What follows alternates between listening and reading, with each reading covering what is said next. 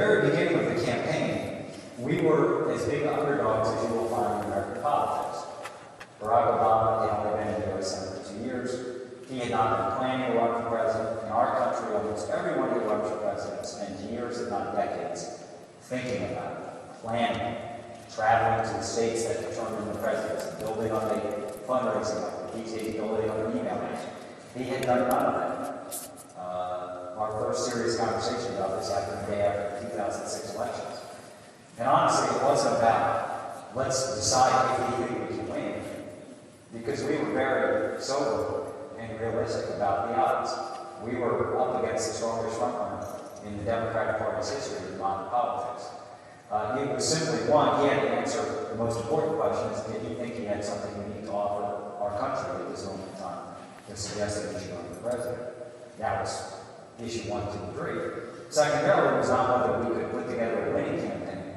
It was could we put together a credible enough campaign. So if a lot of things went right, we got some breaks, we have an opportunity to be there at the end. And at the core of that was a belief that we needed to run a grassroots campaign, and that technology would be at the core of that. And I think that's a very important thing to understand. This is not something that 6 months into the campaign we decided that, hey, we ought to really build a grassroots campaign here. We ought to use technology. It was who we were from the beginning. It was embedded in our DNA as a campaign. And as we set out in the campaign, we were facing an opponent, and even John Edwards had an organization in most of the early states that we competed.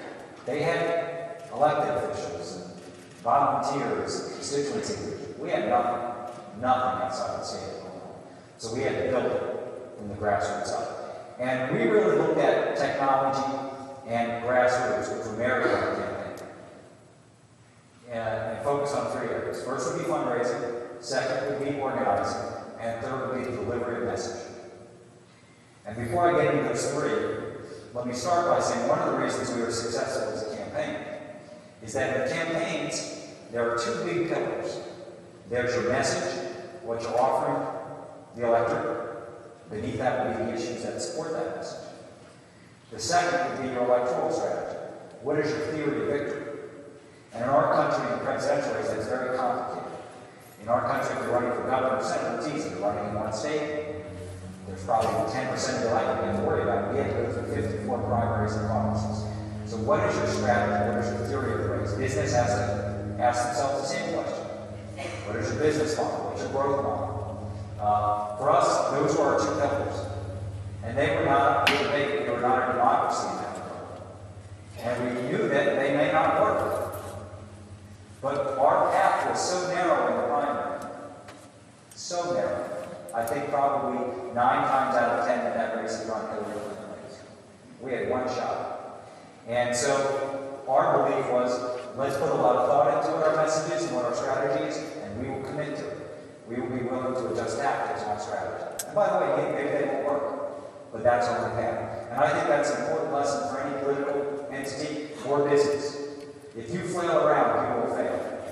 Doesn't mean that you ignore reality, but you've got to have a strategy, and you've got to have a message or a product, and you've got to put a lot of time and thought into it. And adjusting tactics is different than adjusting strategy. And I think that's one of the reasons we were successful.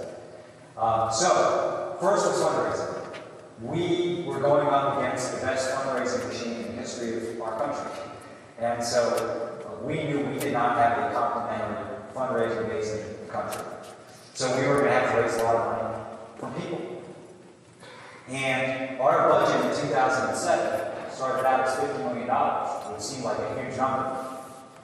But by June of 2007, so halfway through, we had already raised $58 million. So we're at a much different kind of campaign than we planned. By the way, if we hadn't been able to, we probably would have won. But we were able then to run much more of a national campaign. And actually ended up outraising Hillary Clinton, which is one of the big shots, I think, of the whole campaign. But it's how we raised it that was so important. Yes, we had events in places like Seattle and Los Angeles where people came and wrote $2,300 checks. But we built the most powerful grassroots fundraising machine in the history of really the world in terms of politics.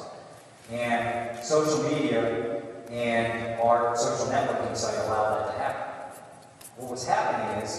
someone would join our campaign, and they would get $25.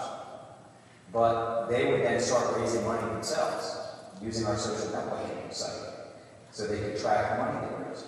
We had tens of thousands of people who were raising $100, $500, $2,000, $10,000. And that's how we put this all together. And we made sure people understood we value that as much as the big Beverly Hills fundraisers. They matter to us. I mean, Barack Obama would call someone.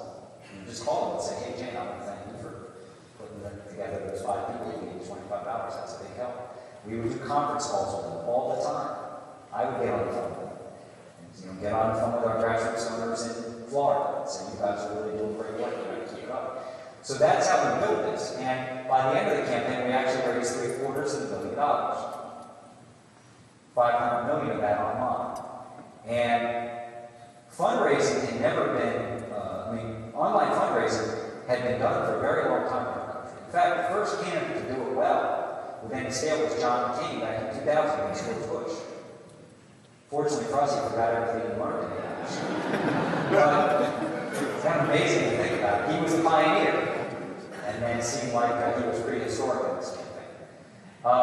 So that had been done. Everybody running for office in our country raises money online. What was different was the scale, of course, but more importantly, the composition. That people were raising money on their own. They were holding house parties. They were doing their own little email campaigns and raising money. They built ownership in the campaign. And we had 4 million people give money to this campaign, which is an amazing number if you think about it. And we had about 68 million people vote for us. So think about that. That's a pretty high percentage of people who voted for us who actually contributed. But it was who they are that made such a difference. Half of the people who gave us money had never done so before in politics. Many of them were Republicans and independents. And I'm going to talk about that in a minute because it was less the volume than the quality of our people that made a difference. Obviously, that financial muscle made a big difference. It allowed us to compete in states like Indiana, North Carolina, Virginia, and Florida in the fall. That everybody in our country who follows politics and covers it said was misguided. But that financial strength allowed us to undertake what many consider a risky electoral strategy. And honestly, it was key to our victory. You know, politics, it's a lot like chess. Many times in our country, they box like this. But I like to view it as chess. And the question is, you're trying to arrange your pieces so that you're dictating the end of the campaign. We dictated the campaign to John McCain. The playing field, we do not have a national campaign. Most states in our country do not matter in the presidential election.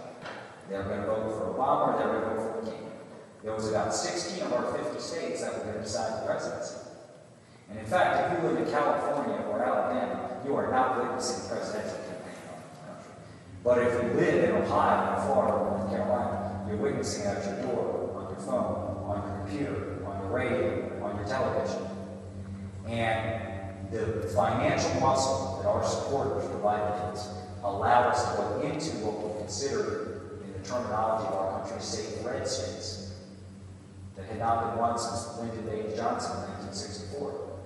And by the end of the campaign, McCain was forced to play on our turf. We had determined the playing field of the election, which is kind of the holy grail of politics. And it was because of both the financial and organizational muscle. So the financial part of it could not have been more important. The organizational part of it was something